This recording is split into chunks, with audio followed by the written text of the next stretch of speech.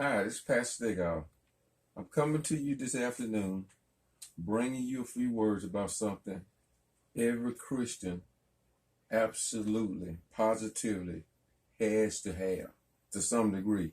What are we talking about tonight, Pastor? I'm talking about this thing called faith. Faith, Faith. Now, you might ask the question, what is faith? I'm going to give you two definitions of faith. I'm going to give you a definition. It's not the only definition, but a definition from the Bible, one that pastors and preachers often use and often speak from. It's coming from the book of Hebrews. Matter of fact, in Hebrews chapter 11, verse 1. And it reads as thus. Now, faith is the substance of things hoped for, the evidence of things not seen. Now, what are we saying? When you have a problem and you pray to God in whatever form you use, you got to have some degree of faith to believe, first of all, that God hears your prayer.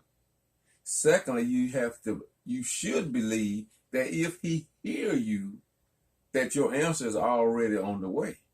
That's called faith. That's substance of believing. Faith is something you're going to need to have in order to stand in this world of uncertainty. We have a lot of voices, and I'm sure you've heard me say this many times. We have a lot of voices in this world today, speaking about different issues, different problems, different things that's going on in society. What I want you to realize is that the world is constantly changing. People are constantly changing for different motivations, for different reasons. God says, put not your entire trust in man, but trust in God. God never changes. He never fails. When you put your trust in God, you're holding on to an anchor that will keep you steady, steadfast, even though your world may be rocking with uncertainty. Jobs may come and go. You may lose your job and not find a possibility of anything else, but your faith will sustain you through this trial. Illness, sickness, infirmity. Look, let me tell you something. Infirmities and sickness and different diseases has been present in this world before this present threat of COVID-19 came about. COVID-19 is not the only thing that can affect you and cause you to become sick, ill. But it's your faith in God, realize He is the ultimate healer, that can not only will protect you, and even if you do contract this COVID-19, your faith will see you through, because faith is the opposite of fear. You can't go around living your life in fear. You can't go around being afraid. Fear is unbelief. Fear is faith working in reverse. Now, let me give you another example. I want you to realize. This is coming from, I guess you would say, a worldly definition of faith.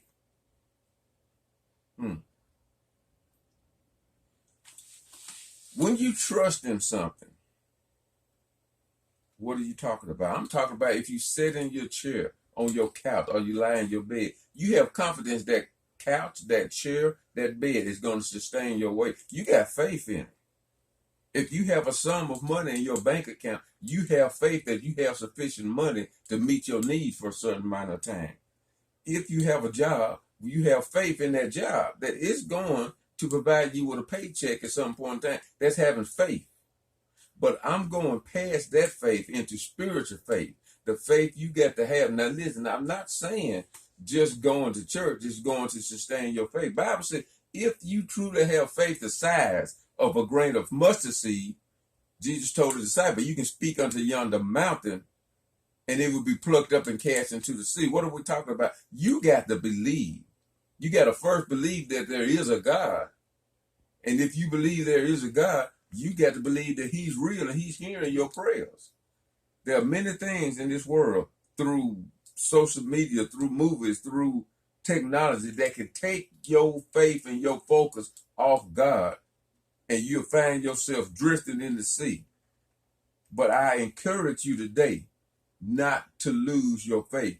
Don't allow yourself to be wrapped up in fear, afraid of everything that comes. God has not given us the spirit of fear, but of power and of love and of a sound mind. That's your inheritance as a child of God. We'll have more on this issue coming up in the next days and weeks. But until next time, hold on to your faith.